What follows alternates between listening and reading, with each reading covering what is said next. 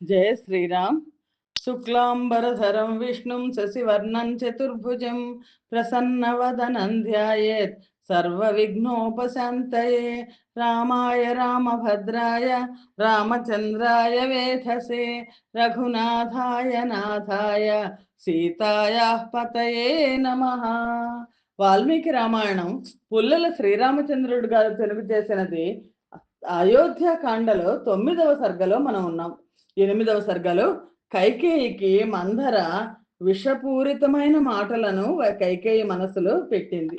9వ సర్గం మందర దుర్బోధ తలకెక్కగా కైకేయి కోపగృహమున ప్రవేశించుట. ఆ మాటలు వినగానే శ్రీరామచంద్రుడు భరతుడిని చంపేస్తాడు అని చెప్పింది మందర. ఆ మాటలు వినగానే కైకేయి కోపముతో మండిపడుచున్న ముఖముతో దీర్ఘముగను వేడిగను నిట్టూర్చి మందరతో ఇలా అంది.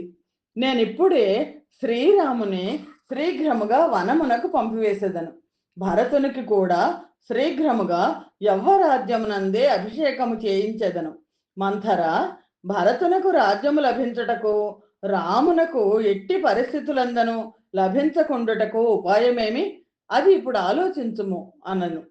ఆమె మాటలు విని పాపపు ఆలోచనలు గల మంథర రాముని రాజ్యలాభమును చెడగొట్టుటకై కైకేయితో ఇట్లు పలికెను. కైకేయి, చాలా సంతోషము. రాజ్యము నీ కుమారుడైన భరతునకు మాత్రమే లభించు ఉపాయమును చెప్పెదను వినుము. నీకు ప్రయోజనకరమైన ఉపాయమును నా నుండి వినుటకు కోరుతున్నావే, దానిని కూర్చి మరచితివా? మరవకున్నను అట్లు అభినయించుతున్నావా? నా నోటి నుండి వినవలనని నీ అభిలాష అయినచో చెప్పెదను వినుము, విని ఆలోచించుము అని పలికెను. కైకేయి మందర మాటలు వినగానే చక్కగా పక్క వేసి ఉన్న శయనము నుండి లేచి, మందర, ఏ ఉపాయము చేత భరతునకే రాజ్యము లభించును, రామునకు ఎట్టి పరిస్థితులలోనైనను లభించదు, ఆ ఉపాయము చెప్పుము అని అడిగాను. కైకేయి ఇట్లు ప్రశ్నించగా పాపపు ఆలోచనలు గల కుబ్జ అయిన మందర రాముని ప్రయోజనమునకు విఘాతము కలిగించుచు, కైకేయి, నీ భర్త అయిన దశరథుడు పూర్వము దేవాసుర యుద్ధము జరిగినప్పుడు ఇంద్రునకు సహాయము చేయుటకై ఇతర రాజర్షులతో కలిసి నిన్ను కూడా తీసుకొని దక్షిణమున దండకారణ్య ప్రాంతమునందు తిమిధ్వజుడను అసురునకు నివాసమైన వైజయంతిపురమునకు వెళ్ళినాడు. బహు విధములైన మాయలు కల శంబరుడని ప్రసిద్ధి చెందిన ఆ మహాసురుడు దేవతలనందరినీ జయించి ఇంద్రునితో యుద్ధము చేశాను. ఆ మహాయుద్ధమునందు బాణములచే గాయములు తగిలిన వారిని, రాత్రి ఎందు నిద్రపోతున్న వారిని బలముచే ఆక్రమించి రాక్షసులు చంపిరి. అప్పుడు దశరథుడు గొప్ప యుద్ధము చేయగా ఆ మహాబాహువును అసురులు ఆయుధములతో దేహమంతయు ముక్కముక్కలగునట్లుగా కొట్టిరి. స్మృతి తప్పిన నీ భర్తను సారథ్యం చేయుచున్న నీవు యుద్ధరంగము నుండి తప్పించి కాపాడుతివి. అక్కడ కూడా అసురులు వచ్చి ఆయుధములచే అతన్ని కొట్టగా మరల రక్షించితివి. సంతసించిన అతడు 2 పర్యాయములు ప్రాణరక్షణ చేసినందుకు నీకు 2 వరములనిచ్చాను. అప్పుడు నీవు నాకెప్పుడు కావలనో అప్పుడు కోరుకొనెదను అని చెప్పితివి. ఆ మహాత్ముడు సరే అనను. దేవి, అతడ ఏమి జరిగినదో నాకేమీయూ తెలియదు కదా. నీవే పూర్వము ఈ కథను నాకు చెప్పితివి. నీపై ఉన్న ప్రేమచే నేను మరువకుండా స్మరించుతున్నాను. అందుచే నీవు బలాత్కారము చేసి రాముని అభిషేకముకై చేసిన సంభారములను నిలిపివేయుము. భరతునికై యవ్వరాజ్య పట్టాభిషేకమును 14 సంవత్సరముల పాటు రామునకు సుదూర దేశవాసమును 2 వరములుగా భర్తను అడుగుము. రాముని 14 సంవత్సరముల పాటు వనమునకు పంపివేసినచో నీ కుమారుడైన భరతుడు ప్రజల హృదయములలో ప్రేమ భావమును సంపాదించుకొని రాజ్యమునందు స్థిరుడైపోవును. ఎంత చక్కగా చెప్పిందంటే మంథర ఏం చేయమంటావు చెప్పు అంటే, మంథర అంతకు ముందు దశరథుడు చేసిన యుద్ధం గురించి చెప్పింది. దేవాసుర యుద్ధం జరిగినప్పుడు ఆ దేవాసుర యుద్ధంలో శంబరుడని ప్రసిద్ధి చెందిన ఒక పెద్ద అసురుడు అతను దేవతలు తిమిధ్వజుడు అనే అసురుడు దేవతలందరినీ చంపుతున్నప్పుడు దశరథుడు తోడు వెళ్ళాడు. దశరథుడి యుద్ధానికి ఆ రథాన్ని సారథ్యం వహించింది కైకేయి. మొత్తం రాక్షసులందరూ దశరథుడి మీద పడిపోతుంటే దశరథుడిని స్పృహ కోల్పోతే ఆ రథంలో పక్కకు తీసుకెళ్ళిపోయింది.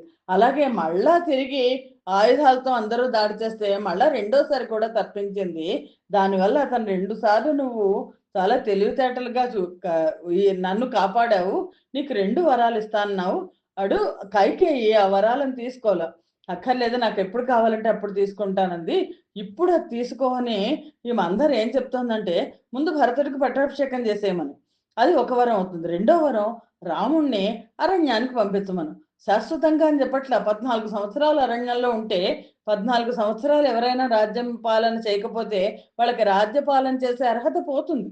అందుకని ఆ రోజుల్లో ఉన్న నీతి అది. అందుకని 14 సంవత్సరాలు అరణ్యవాసం చేయమని మందర చెప్పింది.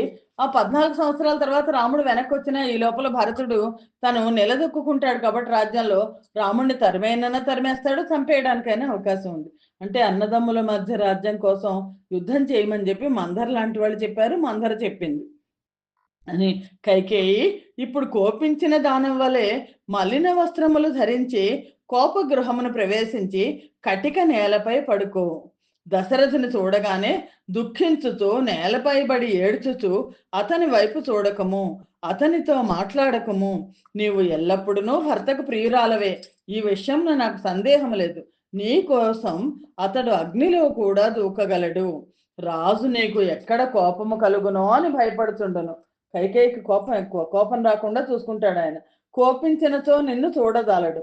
నీకు ప్రియమాచరించుటకై ప్రాణములను కూడా పరిత్యజించును.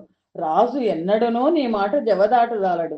తెలివి తక్కువ దానా, నీ సౌభాగ్య బలం ఎంతటిదో తెలుసుకో అని చెప్తోంది మందర. దశరథుడు నీకు మణులు, ముత్యాలు, బంగారము, వివిధ రత్నాలు ఇవ్వవచ్చు. వాటిపై ఏమాత్రమో మనస్సు నుంచకము. వాటిని తీసుకొని సంతృప్తి చెందకు. దశరథుడు దేవాసుర యుద్ధమునందు నీకు ఏ వరములనిచ్చనో వాటిని అతనికి గుర్తు చేయి. దశరథుడు స్వయంగా నిన్ను నేలపై నుండి లేవతీసి నీకు కావలసింది కోరుకోమని చెప్పును. అప్పుడు అతన్ని కుదుటపరిచి, మహారాజా, 14 సంవత్సరములు రాముని అరణ్యమునకు పంపివేయము, భరతుని భూమికి రాజునుగా చేయము అని కోరుము. రాముని 14 సంవత్సరములో అరణ్యంకు పంపివేయగా నీ కుమారుడు వ్రేళ్లు నిలదొక్కుని మిగిలిన కాలము కూడా రాజ్యములో స్థిరముగా ఉండగలడు. భరతుడు ఎంత మంచివాడంటే, నేను రాజ్యపాలన చెయ్యను అని శ్రీరాముడి యొక్క పాదుకలను తీసుకొచ్చి సింహాసనం మీద కూర్చోబెట్టాడు. అంటే శ్రీరామచంద్రమూర్తికి అలాగా అర్హత కొనసాగడానికి. ఈ విధముగా నీ పుత్రుని కార్యములన్నీ సఫలమగను. ఈ విధముగా రాముని అరణ్యవాసమునకు పంపివేసినచో అతనిలో ఉన్న ప్రజలను ఆనందింపచేయుట అనే గుణం నశిస్తుందిట. రాముడికి ఉన్న గుణం ఏంటంటే అందరికీ ఆనందింపజేస్తాడు. ప్రజలకు ఇష్టుడు కాకుండా పోవును. నీ భరతుడు రాజై శత్రువులు నశించ సుఖముగా నుండును. రాముడు వనము నుండి తిరిగి వచ్చేసరికి బుద్ధిమంతుడైన నీ కుమారుడు మిత్రులను సంపాదించుకొని ప్రజలనందరినీ వశములో ఉంచుకొని వేళ్లు దన్ని స్థిరముగా నిలవగలడు. రామునకు అవసాన కాలం ఆసన్నమైనది అని నేను ఊహించుతున్నాను. ఇంకా భయంకరంగా మాట్లాడుతోంది. నీవే ఏమాత్రము భయపడక పట్టుబట్టి రామాభిషేకం చేయవలన సంకల్పమును తొలగించుము అని ఉపదేశించను. రాముడు అరణ్యాలకు వెళ్ళిపోతే అక్కడ ఏ పులులో క్రూర మృగాలో లేదా రాక్షసులో తినేస్తారు. రాముడికి అవసాన కాలం వచ్చేసింది అని మందర చెప్పేస్తోంది. ఆ మందరచే అనర్థకరమగు విషయమును లాభకరమగునట్లు బోధించబడిన కైకేయి విషయమును గ్రహించి సంతసించను. ఆ కైకేయి స్వభావముచే మంచి ఆలోచనలు కలదే అయినను మందర వాక్యములకు ఆశ్చర్యం చెంది ఒక చిన్న బాలికలాగా చెడు త్రోవ త్రొక్కి ఆమెతో ఇట్లనైపోయింది. కైకేయి మనస్సంతా కూడా విషపూరితం అయిపోయింది. మంథర, నీవింత మంచి విషయములను చెప్పుతున్నావు, నీవింతటి శ్రేష్ఠురాలవని నేను ఇంతవరకు గుర్తింపజాలకపోతిని. ఇప్పుడు దుర్మార్గులకు దుర్మార్గులు చెప్పేవి బాగుంటాయి కదా. బుద్ధి బలముచే కార్యములను నిశ్చయించటలో నీవు ఈ భూమిపై ఉన్న కుబ్జలందరిలోనూ శ్రేష్ఠురాలవు. మందర, నీవు నిత్యము నా కార్యములందు ఆసక్తి చూపు నా హితైషివి. ఆవిడ అరణందాసి అంటే కైకేయి పుట్టింటి నుంచి వచ్చింది కైకేయితో పాటు. నీవు చెప్పకున్నచో నాకు రాజు చేయదలచిన వంచన తెలిసి ఉండేది కాదు. దశరథ మహారాజు ఎంత మోసం చేస్తున్నాడో అనేది తెలిసేది కాదు అని చెప్తోంది కైకేయి. లోకములో ఎందరో కుబ్జలున్నారు. వారందరి అవయవ నిర్మాణము చాలా చెడ్డగా ఉండును. వాళ్ళు వంకరగా భయంకరంగా ఉందురు. కానీ నీవు గాలికి వంగిన పద్మము వలె వంగినను చూపర్లకు సొగసుగా అగుపడదు. మంచి బిగితో ఉన్న నీ వక్షస్థలము మూపు వరకు ఎత్తుగా ఉన్నది. దాని కిందనున్న మంచి నాభికల ఉదరము వక్షస్థలమునకున్న బిగువును చూచి అది తనకు లేనందుకు సిగ్గుపడుతున్నదా అన్నట్లున్నది. నిండుగా ఉన్న జగనముతో చక్కగా బలిసిన స్తనములతో నిర్మలమైన చంద్రునితో సమానమైన ముఖముతో ఓ మంధర ఎంత గొప్పగా ప్రకాశించుతున్నావు. మంధర, వడ్డాణముతో అలంకరించిన నీ మొల ధ్వని చేయుతున్నది. పిక్కలు వాటము తీరి ఉన్నాయి. పాదములు కూడా పొడవుగా ఉన్నాయి. మంధర, పొడవైన తొడలు గల నీవు పట్టు వస్త్రము ధరించి నా ముందు నడుచుతుండగా రాజహంస వలె ప్రకాశించుతున్నావు. అసురుల ప్రభువైన శంబరునిలో ఉన్న 1000 మాయలే కాక ఇంకనూ వేల కొలది మాయలు నీలో ఉన్నవి. పొడవైన రథాగ్రభాగము వలె దీర్ఘమైన నీ గూనిలో నీ ఆలోచనలు, క్షత్రియ విద్యలు, మాయలు నిక్షిప్తములై ఉన్నవి. పంధర, రాముడు అరణ్యమునకు వెళ్ళి భరతుడు రాజ్యమును పొందిన పెమిదప నీ గోనుకు బంగారు మాల తొడిగి అలంకరించదను. మంధరని పొగుడుతోంది. మంధర, మంచి మాట చెప్పావు నువ్వు అని ఆ గూని అష్టవంకర్లున్న ఆ మంధర గురించి, ఎంత అసహ్యంగా ఉన్న ఆ మంధర గురించి ఎంత అందంగా ఉన్నావే నువ్వు అని పొగుడుతోంది కైకేయి. గూనికి బంగారు మాల తొడుగుతుందట. నేను అనుకుని నా కార్యము సిద్ధించిన పిదప సంతుష్టరాలనై మంచి జాతికి చెందిన బాగా పుటములు వేసిన బంగారముతో నీ గూనుకు పూత పెట్టించదను. నీ నొసటపై శుభమైన విచిత్రమైన బంగారు తిలకమును, అందమైన అలంకారములను చేయించదను. మంగళకరములైన వస్త్రములు ధరించి దేవత వలె సంచరించగలవు. చంద్రునితో పోటీ పడే సాటిలేని ముఖము గల నీవు గర్వవంతురాలవై నీ శత్రువుల మధ్య అత్యున్నత స్థానమును పొందగలవు. నీవు నాకు చేయుచున్నట్లే సకల అలంకార భూషితులకు కుబ్జలు నీకు కూడా సర్వదా పాదసేవ చేసెదరు అని ఆమెను ప్రశంసించను. మంధుర, నేనే కనుక రాజమాతను అయ్యానంటే నీ గూనికి బంగారు మాల కడతాను, నీ గూనికి బంగారు పూత పూయిస్తాను, నిన్ను అంతా అలంకారం చేసే సేవకులందరినీ నీకు తీసుకొచ్చి పెడతాను అని చెప్తోంది కైకేయి. ఈ విధంగా ప్రశంసించబడుతున్న మంధర వేదిలో ఉన్న అగ్నిశిఖ వలె శుభ్రమైన శయనంపై శయనించి ఉన్న కైకేయి నీరు పోయిన తర్వాత గట్టి ప్రయోజనం లేదు. వెంటనే లేచి లాభకరమైన కార్యము చేయుటకు పూనుకొని రాజునకు తెలియచెప్పుము. రాజుకు నీ ప్రభావము చూపుము అనెను. విశాలమైన నేత్రములు కలది, సౌందర్య మదముతో గర్వించినది దేవి అయిన కైకేయి మంధర ఆ విధముగా ప్రోత్సహించగా ఆమె మాటలకు లొంగిపోయి కొన్ని లక్షల విలువ గల ముత్యాల హారములను, అత్యధిక మూల్యము గల శుభములైన ఇతర అలంకారములను ఒంటి నుండి తీసివేసి మందరతో కూడా కోపగృహంలోనికి ప్రవేశించి బంగారు తీగవలే అచట నేలపై పరుండి మందరతో ఇట్లంది. రాముడు వనవాసమునకు వెళ్ళిన పేదప భరతుడు రాజ్యమును పొందుట అయినా జరగవలను, లేదా నేను ఇచ్చటనే మరణించినట్లు నీవు రాజునకు చెప్పవలను. నాకు బంగారంతో కానీ రత్నములతో కానీ అలంకారములతో కానీ పని లేదు. రాముడు ఏనాడు అభిషేకింపబడనో ఆనాడే నా జీవితమునకు అంతము అని పలికెను. పిమ్మట మంధర అతి తీవ్రంగా మాట్లాడుతున్న ఆ కైకేయితో ఆమెకు హితకరము, రామునకు సంబంధించినంత వరకు అహితము అయిన వచనమును పలికింది. రాముడు రాజైనచో నీవు నీ కుమారుడు చాలా కష్టముల పాలగుదురు. అందుచే ఓ కళ్యాణ గుణవంతురాల, నీ కుమారుడైన భరతుడు రాజ్యాభిషిక్తుడగునట్లు ప్రయత్నించుము. కైకేయి జారిపోతుందేమో ప్రేమతో అని భయం. అందుకని మళ్ళా చెప్తోంది మంధర.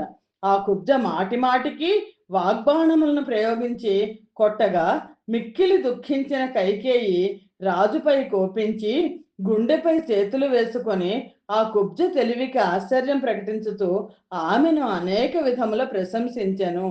కైకేయి మంధరను పొగుడుతోంది. మందర, నేనిట నుండి యమలోకమునకు పోయినట్లు చూచి నీవు ఆ విషయంను రాజునకు తెలుపనైనా తెలుపవలను, లేదా రాముడు అరణ్యమునకు వెళ్ళిన పిమ్మట భరతుని మనోరథము సఫలము కావలను. రాము ఇచ్చటి నుండి అరణ్యమునకు వెళ్ళినచో నాకు ఆస్తరణములతో కానీ, మాలికలతో కానీ, చందనముతో కానీ, అంజన పాన భోజనాదులతో కానీ, మరి దేనితో కానీ, చివరకు జీవితంతో కానీ పని లేదు. ఒకవేళ రాముడు కనుక అరణ్యానికి వెళ్ళనిచో ఇంకే దేనితోనూ నాకు పని లేదు, వెళ్ళేదాకా నేను నా కోపాన్ని తగ్గించుకోను అని చెప్తోంది కైకేయి. కైకేయి ఈ విధముగా అతి దారుణమైన వాక్యం పలికి ఆభరణములన్నీ తీసివేసి ఆస్తరణము అంటే పక్కలేని నేలపై శయనించి క్రింద పడిన కిన్నెర స్త్రీ వలె ఉండెను. అత్యధికమైన కోపమనడు చీకటి ముఖమును కప్పివేయగా అలంకారములన్నీ తీసివేసి విమనస్కురాలై ఉండిన ఆ కైకేయి చీకటి ఆవరించి నక్షత్రములు కనబడని ఆకాశము వలె ఉండెను. ఇంత భయంకరమైన పరిస్థితి కదా. శ్రీమద్ రామాయణం నందలి అయోధ్యాకాండలోని 9వ సర్గము సమాప్తము. స్వస్తి ప్రజాభ్య పరిపాలయంతాం న్యాయేన మార్గేణ మహిమహీషాః గోబ్రాహ్మణేభ్య శుభమస్తు నిత్యం. లోకా సమస్తా సుఖినో భవంతు. సర్వం శ్రీరామార్పణమస్తు. జయ శ్రీరామ్.